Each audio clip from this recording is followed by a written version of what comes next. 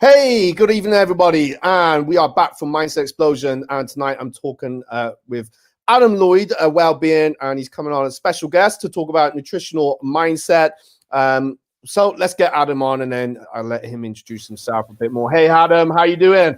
I'm good. Good to see you. Right.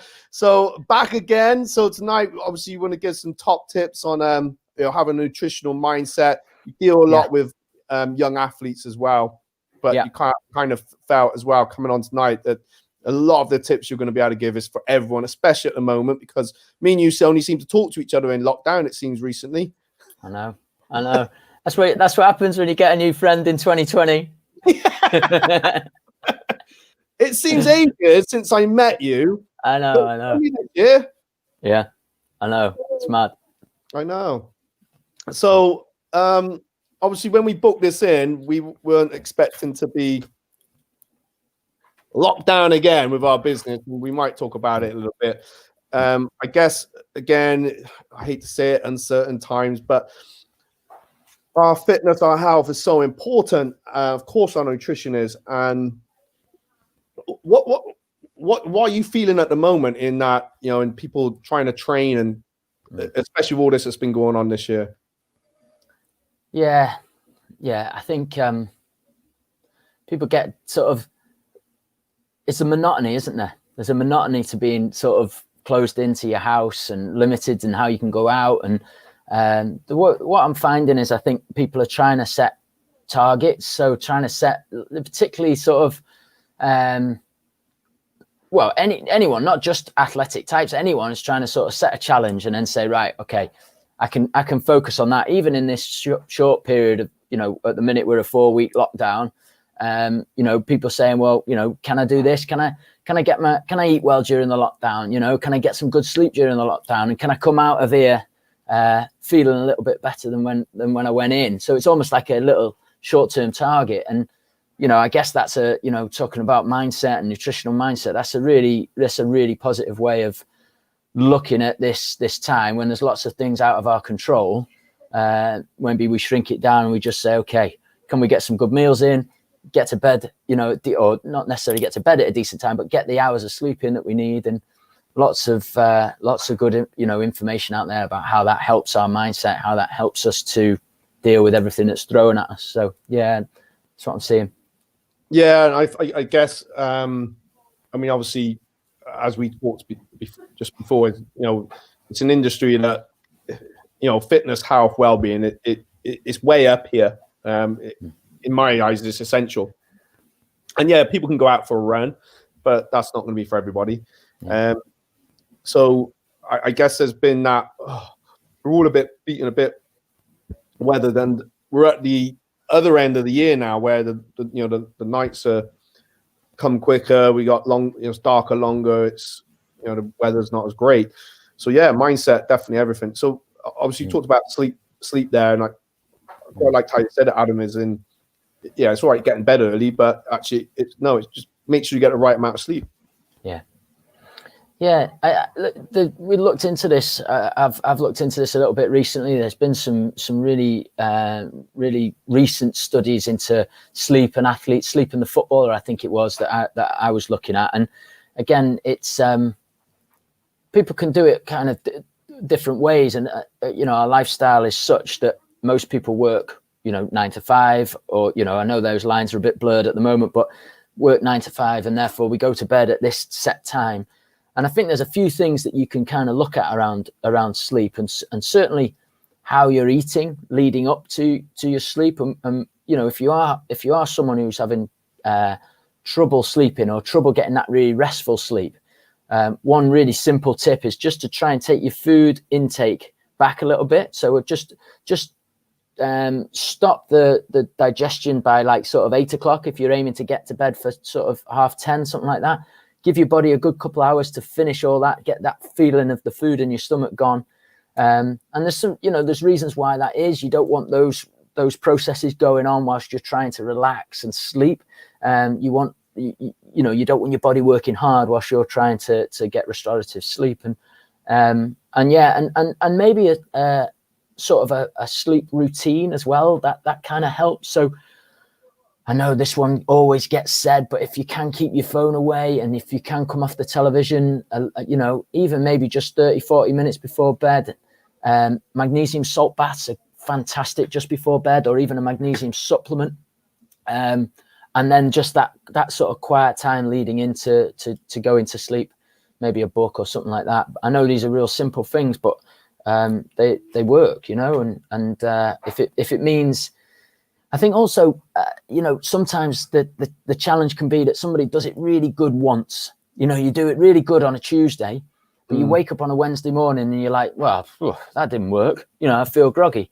And the key is that it's not just about that Tuesday. You've got to do it again and again and again and again, you know. And I think after a week or two of getting into that routine, you start to see the benefits. I've done it, you know. I think I didn't used to sleep great, or like my sleep wasn't so restorative, and I remember getting up and thinking, look, you know, here we go again, I've got to go for it, you know. This was back when I worked in my previous careers as in insurance and things like that, and yeah, it works, but you gotta stick at it. It's not like taking an ibuprofen and then the pain goes 20 minutes later, you know. These lifestyle things take time.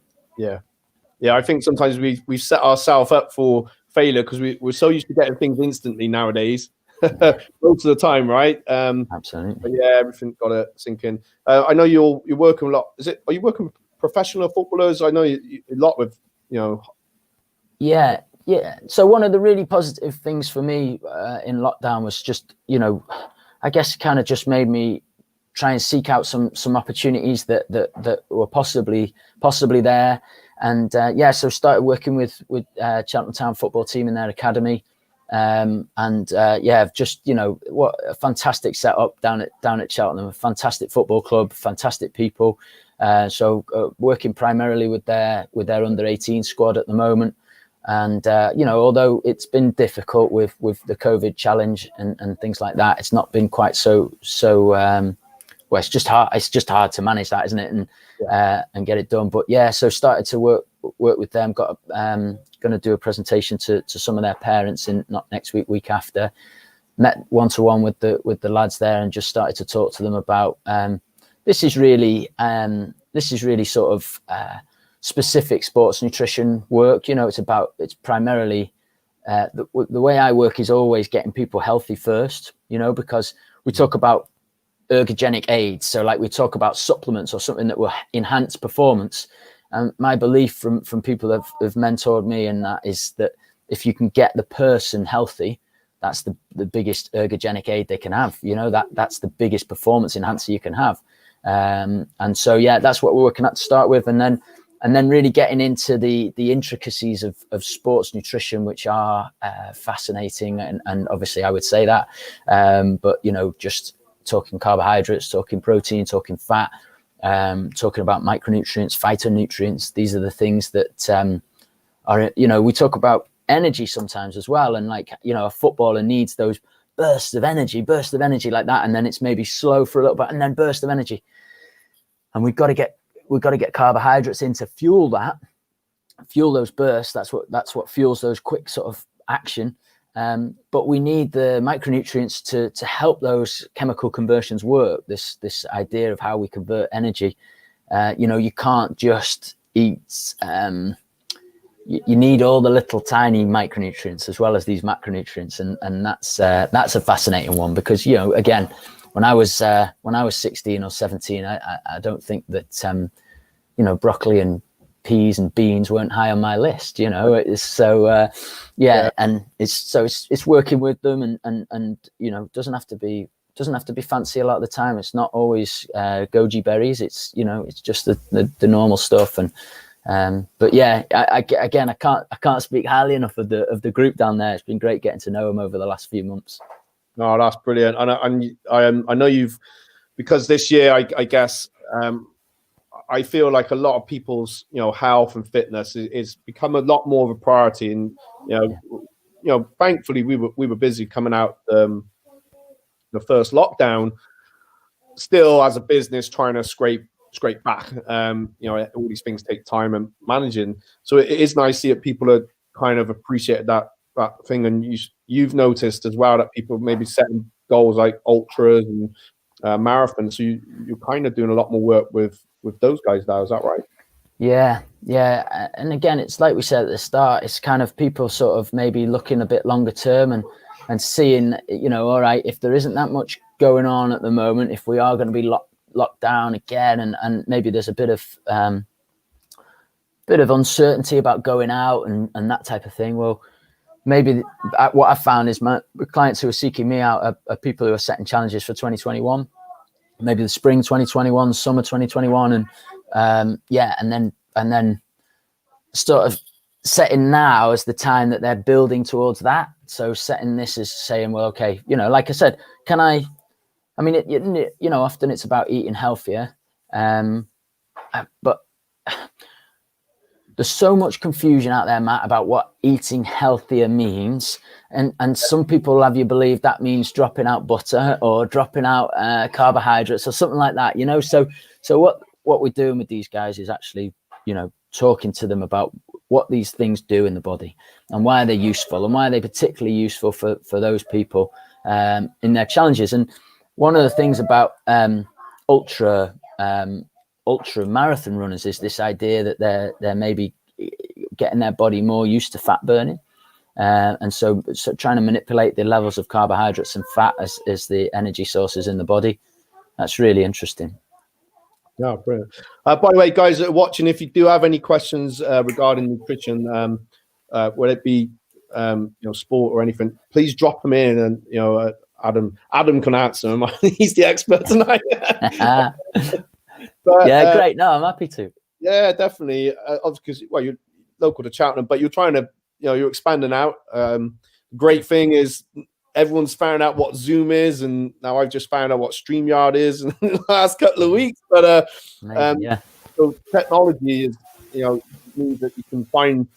I think it's easier to find now the right person, not just confined to your area, because sometimes coaches I've had in the past, I've had to go overseas for. There's nothing wrong with anyone around me. It's just I resonate with that person. That's who I kind of want to get coached by, I guess. So I think that part of my challenge as a relatively new business is actually just putting myself out there so that people can see what I'm about and sort of saying what I think about things and the way in which I approach things and what it would be like to work with me. And I know that I need to do, I guess we all need to do more, but I need to do a bit more of that just so people know. And you're absolutely right. All of my nutrition clients are transferable now. If we're not in a lockdown situation, some prefer to meet one-to-one, and we've got office space to do that. And but other times people prefer the comfort of their home and logging in and just talking to me like we're talking now. And definitely, try and look on the positives, as we were talking just before coming on, that one of the positives is for me is it's made me have to look at this stuff. And one of the really great things is that, to work with people now, I don't have to just be in the Cheltenham area or Cheltenham or Gloucestershire area. I can work with anyone up and down the country. So again, it's as the business grows and as I get more used to working like that, then we're full steam ahead with that. We all got a bit thrown at a deep end this year anyway, so it's I think it's new for every single business around the world. But and as a new business, like you said, you jumped straight on it. You had your street out doing exercise, didn't you? Yeah, well, that was right at the start. I got, you know what it's like out on the street, and my wife just said, "Oh, come on, why don't you do something?" And then I sort of said, "Oh, I don't want to bother people, And then before we know it, we're on BBC Radio Gloucestershire, and we're doing. I have my lads out there with me as well. We did a session. Actually, as it happened, it was right before the proper the proper first lockdown, and so we did one session and then we never got back to it because we couldn't meet, even in groups on driveways and stuff. It really, we couldn't do that. So, but it was great while it lasted. Oh, well, it's good. I think people needed that. I think we all needed that bit of spirit. And I think even so now, I don't think attitudes have changed. They've evolved a little bit. I noticed we were really busy last week, just before we closed, as in, you know, obviously with safety measures in place, but coming up to the first lockdown, it was like a ghost town. It's horrible. And it's like, oh, what are we doing? What do we do? Whereas I think people are, you know, feel differently about it now and a bit weathered. So as we're going into winter, for like general nutrition, and whether people are training or not, have you got some good advice to kind of see us through the winter if we're training at home or if you're going out running or whatever? Really, you've got some good advice for that? Yeah. Do you know, I think the first thing that springs to mind is when we talk about we talk about phytonutrients. So phytonutrients are these tiny compounds in vegetables, and they tend to be the things that give the foods the color. And we need that. They do. There's thousands of them, and I don't actually think we know exactly what they do, but we know that they're in there working and they're helping the whole system to work smoothly, from your immune system to your cardiovascular system to your liver. All those things they're helping to work. And so one of the things that springs to mind is, well, you imagine if we want to eat an apple, say, right, and if I had an apple tree in the back, versus getting an apple from Portugal or whatever, they pick the apple, they put it in the crate, and they pack it, and then they send it, and then it goes to the distribution center in the UK, and then it gets sent out. I don't know how long that takes. I'm not interested in how long that takes, but it's longer than me picking the apple off the tree, And so one of the things that I try to promote. So what's the point of that? Sorry, the point of that is that the moment that you pick it and you eat it, the higher levels of nutrients in that product. Now, again, this might be negligible for some people, because we've maybe got bigger problems that people aren't eating enough vegetables and that type of thing. But when we talk about tips for the season, I would say try to eat seasonally. And if you can eat local and seasonally, then that's even better, And again, at the moment where we're keen about supporting smaller businesses, because it's been a dogfight for smaller businesses at times this year. If you can support a local organic food producer, then that would be great. And it's great for your health. And there's lots of good box schemes around here. And I know a friend of mine, Nick, who runs Slipstream Organics, we get our organic fruit and veg from him. But there's others as well, and that's a really good way. And as we go into the winter, we kind of come into our British seasonal veg, swede, and loads of different things. They jump out of your mind, don't they, when you start listing them off? But yeah, loads of different stuff there, and that's kind of like people talk a lot about the Mediterranean diet. And the Japanese diet, I think, has overtaken it in terms of like the most healthiest diet.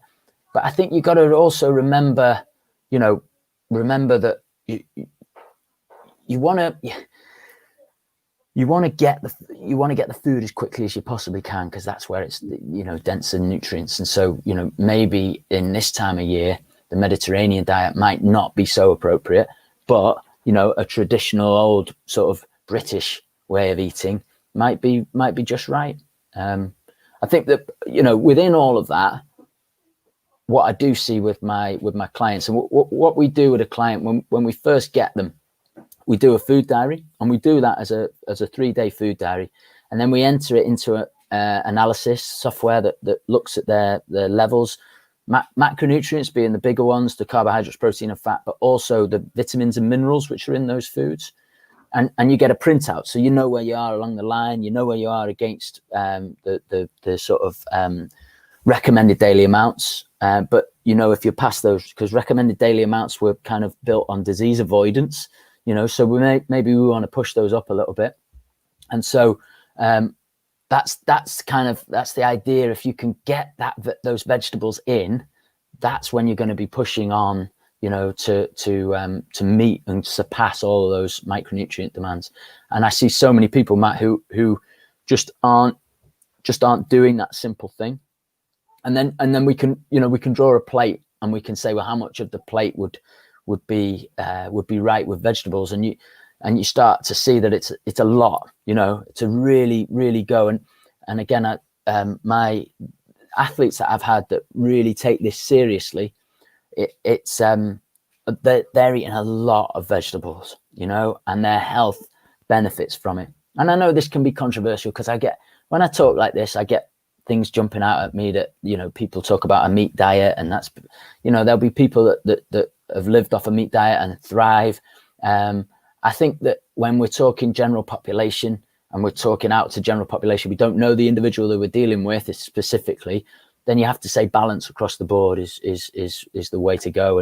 And it seems that from a general population point of view that, vegetables are key, really key.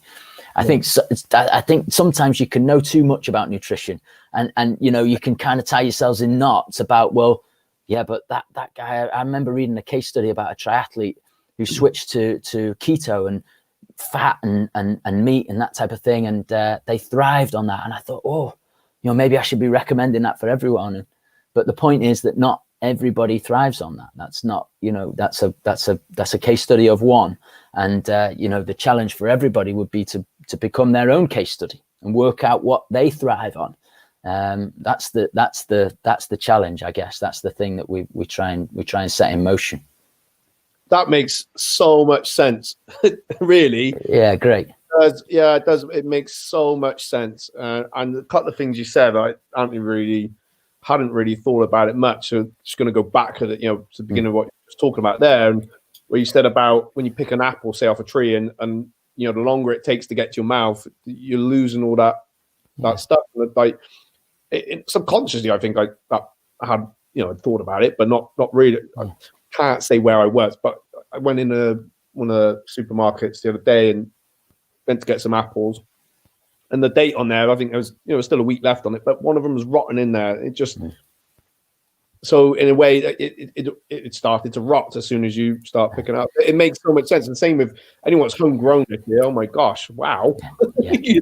So yeah, I like the advice of the seasonal vegetables as well, and I think that's so much. Not one mold fits all for anything in life, really, does it? Absolutely. Yeah, absolutely. Not everyone's going to like my way of getting fit or my way of doing martial arts, and that's why we all have so many different things. And I think it's everything in life is finding that tribe and that thing that suits you. And just because it worked for someone else doesn't mean it's going to work for you, and just because it didn't work for someone else doesn't mean it won't not work for you either. So it's finding that Goldilocks moment, isn't it? So, I think as well, as a practitioner, as a nutritional therapist, advising people on these things, it's I think in my career so far, my experience is that it's been easier to stick to some kind of one solution for all. It's easier for me to believe that eating keto or being vegan or the Atkins diet, it's an easier thing, because it means that, when somebody comes to me, I can say, well, this is the way I do it, and there's nothing wrong with that, because there's plenty of people doing great with that. And if you fall into a practitioner like that, that's absolutely fantastic and it works for you. But the way in which I've found works for me as a human being to practice is, taking each person as an individual. When we sit down, we do a 90-minute consultation, and we're asking people not just about, do you like salmon, or will you eat oily fish? It's not just about, and all nutritional therapists will be doing this. This is what our training gives us. And we're asking about your lifestyle. We're trying to get to know you. And we're trying to then put together some, a plan with some education about how and why these things are working for you or not working for you. And that's, again, I think this is why I think these complementary therapies, these things that go alongside the traditional healthcare model, I think are going to become more and more popular, because you get an hour. Yeah. Okay. It's private. You have to pay me. I get that. But you get an hour and a half with me, and we do your story. Tell me what you were like as a child. Tell me what, did you have asthma? How was your breathing? What was going on for you? Do you have any stressful times there? And what people find is that being able to tell their story, to communicate that to another person who's going to take that away and then build something bespoke for them. It's a pretty amazing experience. And again, you can get that in communities. I know that your community has that. You're sharing something very special with a smaller group of people, and it's that experience which is, I think, the experience is very much health giving, not just the outcome, not just what the recommendation is. It's what you're involved in. And again, some nutritional therapists go down the functional medicine side of things, which is basically functional medicine is it's an American term, but we're looking at we're not looking at the symptoms. We're not looking at the end of the branches. We're looking at the roots. So we're not looking at that end of that branch and saying, oh, that branch isn't quite, the end of that branch has gone a bit off. It's not growing right. So let's just maybe put something on that bit just to make. We're saying, well, why hasn't that bit growing out? That let's look right down into the soil, below the soil, and look at what's going on. And when you do that for a person, and you look at it's eye opening. It's eye opening. And I did it. I had to do it through my through university, and even knowing what I was about to experience, it was an eye opening thing. And you think, yeah, I can start again here. I can go again, and I am. And there's a reason why I'm going to eat that onion, and I'm going to have that garlic, and because I know that in the longer term, it's the building blocks that are setting me up right for health. And again, I don't know if we said it just before off air. There's a lot of quick fixes out there. There's a lot of sports nutrition is ripe for this as well. The next thing is there to enhance your performance, but it's the same in everyday life as well. I think that the new quick fix is a slow fix. It's a lifestyle change. It's relax, take it easy. Yeah. Over and over again, repetition of these good things that nourish you. And sometimes that could be as simple as, walking to get the bus, or, whatever it might be. I guess if people are listening now, or they listen to it back, there'll be something that they can think of, that will just, when they do it, makes them feel better. And exercise and nutrition and lifestyle are right at the center of those changes that people can make. You said it kind of a bit there. It's like everything got to start from within. That's why you find out what's going on here. Yeah. When you get the root cause, and you can deal with stuff. Mindset is everything. Mindset got to come first, and it does. It always comes first. Even if you're feeling a bad day, that's your mindset. Yeah. There might be a root cause because of that, and there could be a lot of other factors weighing in. Not enough. My sleep, I must admit, it's pretty terrible sometimes. Yeah. And I know if I'm tired, that's it. That day, I might as well, the next day, sometimes I might as well just write it off. And if I get it right, I can just be so creative. Excuse me. I get, real creative mind. Yeah. I'm more energized. And the same with anything. You do exercise, you feel a bit more energized as well. So yeah. It starts within, definitely. But it's maintaining that balance, isn't it? Yeah, because I think like we said with the sleep, the first time it doesn't go quite so well. I know I'm right for saying this doesn't work. I'm going back to what I did, and whatever it was, a little bit about my story. I didn't used to eat too well, and I come into a career change a little bit later, and I remember. People will laugh at me, but I used to come home from where I worked and to have lunch. So I'd have a break from where I worked, and I'd go home because I lived near enough. And I was eating white bread, butter, and jam on toast, and I'd have 8 of those. I'd have 8 slices of that, and I'd be ravenous because I was tired. I wasn't necessarily enjoying my work. Not that I wasn't enjoying my work, but you talked about finding your tribe. I hadn't found that thing that lit me up. I hadn't found it, and so I would eat that jam on toast. I get back to work bright-eyed, because, you know, the sugar smacked me in the face and I'm ready to go. And then by 3 o'clock, I'm dead again, you know, and, you know, because that's the way it works. And, you know, I didn't understand that, but that's the way it works. But you go up, you come down, and we talked about balance, and, you know, all those things are, the body, nutritionally, the body wants balance. So it will do an awful lot of things to try and bring it back, but it's not as easy. It's not a sort of, it's not as exact. You know, it doesn't just go back to there, it goes back down here, and that's where you crash. And that's kind of blood sugar balance in a nutshell. But I would then end up, you know, I could fall asleep on the sofa at sort of 6:30. And this was before kids, you know, I can't blame them, you know. So yeah, and then like, you know, I was lucky that, you know, the way things happened for me was to be able to see a nutritional therapist myself. And I may have said this before, but by the end of that conversation, we had about 40 minutes of the consultation, and I sort of said, can you stop talking about that now? I want to know how I get from sitting this side to your side. And let's talk about that, you know. And we spent the last 20 minutes of the consultation saying, and the way I got lucky was that the person I was speaking to had just started she was a dean of a college. She was about, in the next 3 months, she was going to be heading up this college. And that started off my journey. And I remember the day now, Bonnie picked me up, my wife picked me up from Montpellier where I was. And I got in the car and I said, I know what I want to do now, you know. And I was probably about 33 at that point. So, you know, you're supposed to know what you want to do about 18, aren't you? When you select, and that wasn't my story, you know.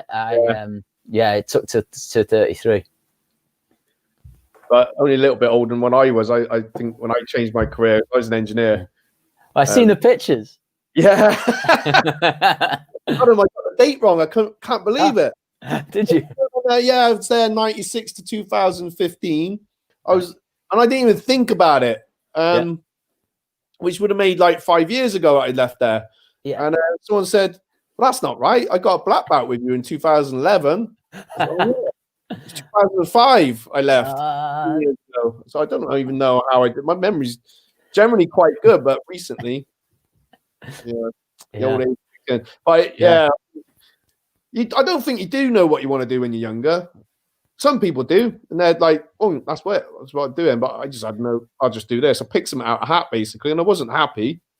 Yeah, but, So I imagine this year there's probably a lot of people that have unfortunately, I know a lot of people lost jobs, but I do feel that this year, and it's not too late. Doesn't matter how old you are, what age you're at. That there's probably something that's in there going, time for this. So got to get up and do it. I think for me, there's a few new projects I've really wanted to start, and I'm going to use this lockdown as an opportunity to do it. I made myself busy in the last one, teaching and doing about 3 classes a day, and it was good because I want to do that for members and people and keep everyone active, because, you know, I didn't know what was going on, and it kept my head right. Yeah, and that was helping others. So perfect time to start new stuff, and it would make sense you got a good nutrition plan to do it. So give Adam a contact, right? But I think everything is like this.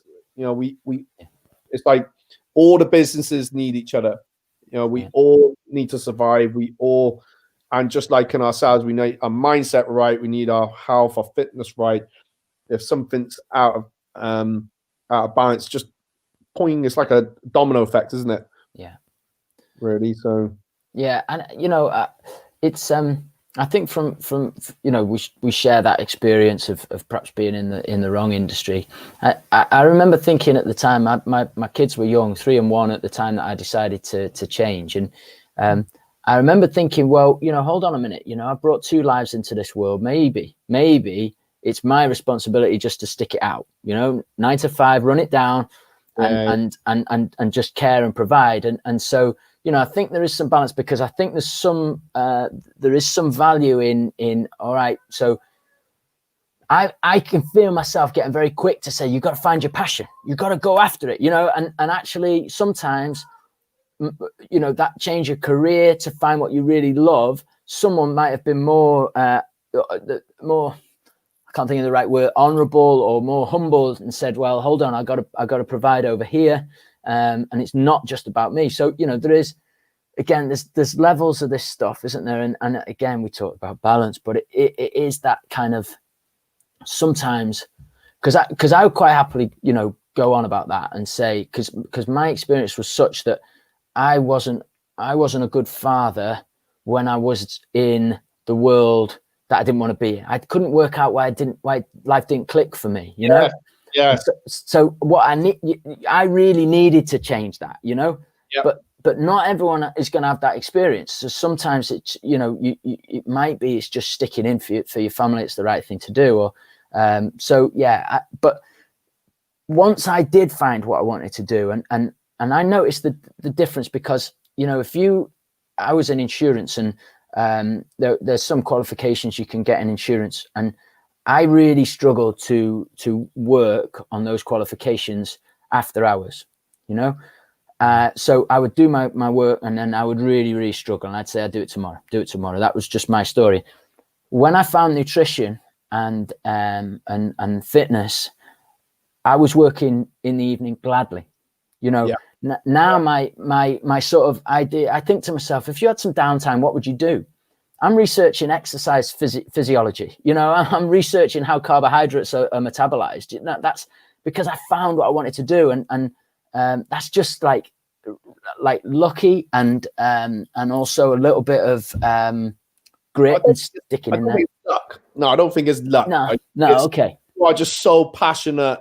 You found your thing, and you're just so passionate about that, and helping people, and be able to, because it obviously helped you in the way it helped you, and it was like your calling, and you're absolutely right. Yeah, you have got to weigh it up, but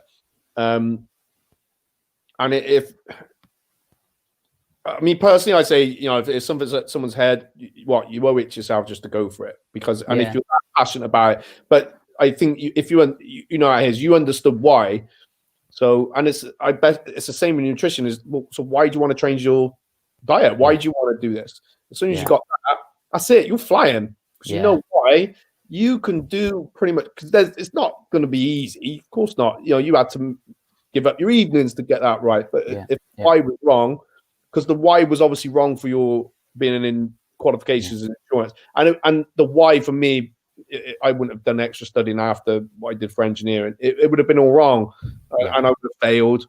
I would have become more grumpy, and just wouldn't have been happy. So that the why is And do you know, with that, when people ask me, who are the easiest clients to work with? So and I always say sports people, because their why, if you've always got a goal. It's really simple. It's really clear to you. If you've decided to run from Land's End to John O'Groats, that's your goal. And if you're doing that in August, and you've got to start training now, we get that, and you've also got to start your nutrition now as well. Then the goal's there. So when the craving sets in for the Maltesers at 10:30 at night, when you're just finishing off the box set, it's easier to say, no, I'm not going to do that. So sports people, and the same with my guys at Cheltenham. When we talked about what is it, why would you follow this? Why would you want to do it? Well, because I've got goals that I want to hit. And it makes it really local. And they've got the sight on that really clearly. And I think so sometimes with other people. So trying to be clear on your goals as to why you want to make the change is probably the hardest thing. And there's a lot of research about behavior change in nutrition, because that is it's a big part of, trying to get someone who's fallen into the wrong patterns of life out of those patterns of life without a clear why, or without a clear reason for that, is hard, And sometimes, I will say this as well, sometimes, doctor's advice is not good enough for some people. It's somehow, it's like the warnings on the cigarette packets. It somehow, it doesn't work for some people, that, they're still stuck into those patterns. And the challenge for guys like us working in those lifestyle sort of areas is, how do we connect with people? How do we get that out of them? How do we get them to see that? And it's hard. It's hard. That's it's a big part of the business. Yeah. Well, I think you should do some more videos though, Adam, really. So All right. Yeah, I think you should get down some of the local organic places and do some interviews with them. Yeah, great idea. Yeah, I know. I have all these great ideas for everyone now, so you're just Yeah, I tell you, no, because I think that is, yes, it's that's the starting point. That is the starting point, and for me, I think this has been great because this is my third one I think I've done with you now, and it just I'm getting but when I stick the thing up like that and I'm filming myself, it's a different deal. I don't know what happens there. I'll give you some tips when we come off there. Yeah, great. What's happening? What you got planned for after lockdown? Is it just going to crack on? Have you got anything big coming up? Well, again, because I'm pretty lucky with the work I'm doing with my clients being able to switch it online. So keep going with them.